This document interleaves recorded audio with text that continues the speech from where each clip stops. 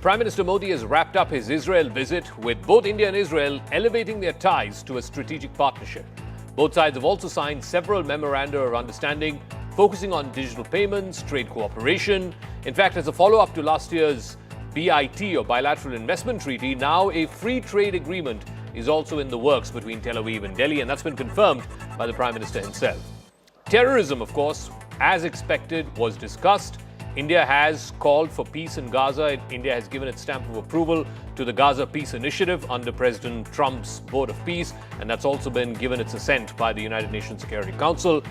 But at the same time, publicly, from the platform of the Israeli parliament, the Knesset, Prime Minister Modi said it unequivocally that India stands with Israel like no other country has stood with it. No conditionalities, no ifs, no buts. India has been a victim of terror, so it knows full well what Israel went through on the 7th of October.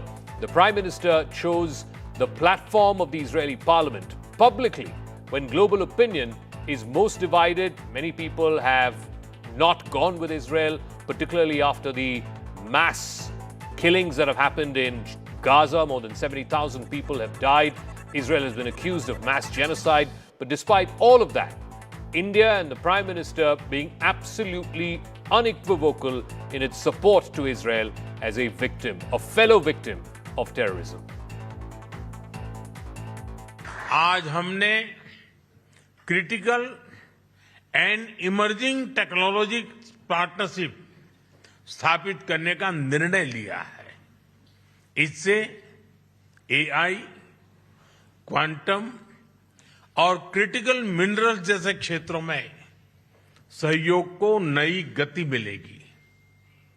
मुझे खुशी है कि Israel में UPI के इस्तेमाल के लिए समझौता किया गया है। हम शीघ्र ही एक mutually beneficial free trade agreement को भी अंतिम रूप देंगे। टेक्नोलॉजी हमारी भावी साझेदारी का केंद्र है। भारत और इजरायल पूरी तरह से स्पष्ट है कि आतंकवाद का दुनिया में कोई स्थान नहीं है। किसी भी रूप में, किसी भी अभिव्यक्ति में आतंकवाद को स्वीकार नहीं किया जा सकता। Humanity must never become a victim of conflict. I want to go across to senior Israeli journalist Lev Aaron. Dror Eidar, former Israeli ambassador, will also be joining us. Mr. Aaron, let me start with you first.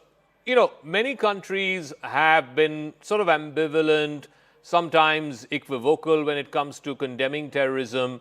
Prime Minister Modi was unequivocal in condemning what happened on October 7th. He said that on that day, and he said that yesterday as well in the Israeli parliament, that there can be no conditionalities associated with terror. Terror is terror, and it needs to be called out. And he explicitly said so in the case of Hamas and the dastardly events of October 7th. Yeah, I think the haters of Israel and haters of India cannot sugarcoat the fact that as far as terrorism is concerned, India and Israel are on the same page. So it was a great boost for Israelis.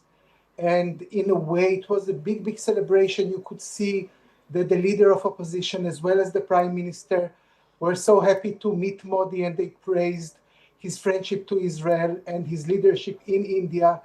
And since we are like feuding inside between, right and center left, Modi's visit was, in a way, oxygen for us Israelis, that we can see that maybe the most important prime minister loves Israel, admires Israel, and understands what terrorism is. Ambassador Dror Eidar, well, it's not just about what happened on October 7th, but in the aftermath of that, Israel got a lot of flack for what has been happening in Gaza. The wanton killings, more than 70,000 people dead. The word genocide has been used on numerous occasions there. So a lot of countries have been waffling in their support and seem to have forgotten what happened on October 7th. But Prime Minister Modi unequivocally saying that Hamas needs to be removed and eliminated in all its manifestations, and you cannot have conditionalities attached to terror. How far does that go in blunting some of the criticism? We've seen frontline criticism from countries like Britain and Canada and France and Germany, Australia. Does this sort of blunt some of that criticism? Yes. Well, you mentioned some of the government, the hypocritical government that showed that they do not understand even the arena, the new arena of the world. We are not speaking even only about the Middle East. I think that Prime Minister Modi understands it very well. We are not speaking about human rights. We are speaking about the right to live. So Modi do not look at Israel only as a modern state, but as he said many times, even in this, of course, in this visit, as an ancient civilization. So the saying that India is threatened by some terrorists, Israel is also threatened. And in this, you cannot compromise, because if you compromise once with this barbaric attempt to annihilate us, they would continue. So you mentioned Britain, Canada, Australia, Canada.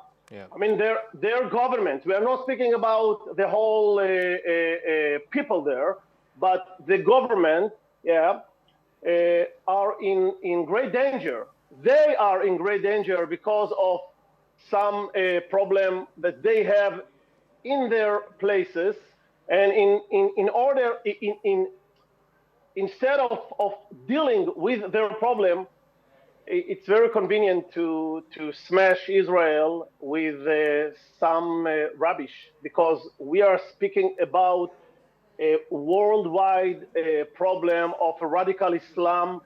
India understands it, and Israel understands it. Okay. And thank God that we have such bond between our two people.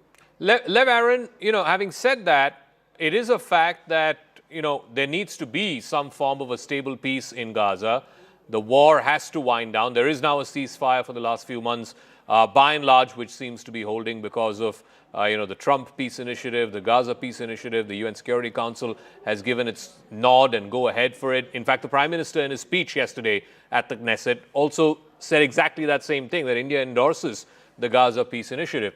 But how much support is there for that within Mr. Netanyahu's own government? I mean, today, if there were to be a straw poll in Israel for whether Mr. Netanyahu continues to enjoy popular support, I'm not sure that that would necessarily mean that, his government would get re-elected.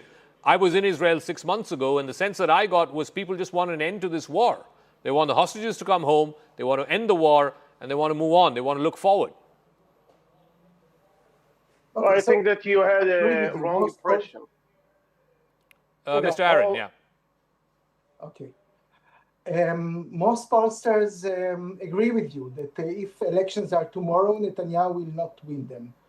But it has little to do with the visit of Modi, because even when Modi speaks about Palestinians, and of course, yesterday in the speech, Palestinians were part of the speech. Yeah. And even with the right-wing government in India, India supports the two-state solution. But the point is that for most Israelis, India is pro-Israel. And when India speaks about the two-state solution, it is not like Europe speaks about this two-state solution, because as far as India concerned, Israel really has the right to exist. While in Europe, as far as many Israelis are concerned, when Europe speaks about Palestinian state, in a way, they do not understand how venal and corrupt the Palestinian Authority and how radical is Hamas. And at least most Israelis have the feeling that when India speaks maybe with the same language, still India means something else. Okay. Ambassador Aidar, I'll give you the final word. You know, this political divide in Israel was also brought to sharp focus yesterday in the Knesset as the Prime Minister was feted there, and there were chants of Modi, Modi in the National Parliament of Israel. Just when Prime Minister Netanyahu was speaking and the Speaker of the Parliament was speaking, the opposition members, some of them walked out. And then when Prime Minister Modi has started addressing the Knesset after the main opposition leader, Mr. Yair Lapid, addressed the Parliament, they came back. I mean, Israel itself seems to be divided, tired, fatigued with this war and bring this war to an end. And now we are possibly looking at the beginning of another war, one between America and Israel on the one side and Iran on the other side. And I guess we will know by the end of tonight whether any breakthrough has happened in Geneva or not. So I think that you said that you were in Israel 6 months ago. I think that you had a wrong impression because the polls, reliable polls during the whole war, show that the Israeli were willing to continue the war as long as it took in order to eliminate Hamas. And the spirit of the people in Israel is very strong, even if we are confronting this new event between America and Iran, because we understand. I think that also Prime Minister Modi understands it. We are not speaking about, I don't know, bilateral relationship, diplomatic relationship. We are speaking about the source of terrorism in the world. Everywhere that you want to speak about destabilizing a place or region, you will find the hands of Iran. So if we want to stabilize the world, not only the Middle East, we have to act against this regime, and the Israelis are willing. What happened in the Knesset, in the opposition between, it's nothing in historical terms. You know, Jews, I mean, our national sport is to argue. This is also the, let's say, the secret of our being excellent during history. We like to argue, we like to discuss, and it's all right. But at the end of the day, we are speaking about an ancient civilization that comes to an ancient civilization. We both civilization, we shape the history of the world together. Okay. And now when a prime minister comes to Israel, I think it's a signal to any reasonable power in the world, not only in the region, that all right, we've being lost changed in front of our eyes, and we are looking forward also to what will happen between America and Iran. Okay, Ambassador Aidar and Mr. Aaron, thank you very much for joining us here on CNN News 18 after what has been a very, very successful and consequential visit by the Prime Minister to Israel, the second only time that an Indian Prime Minister has visited that country.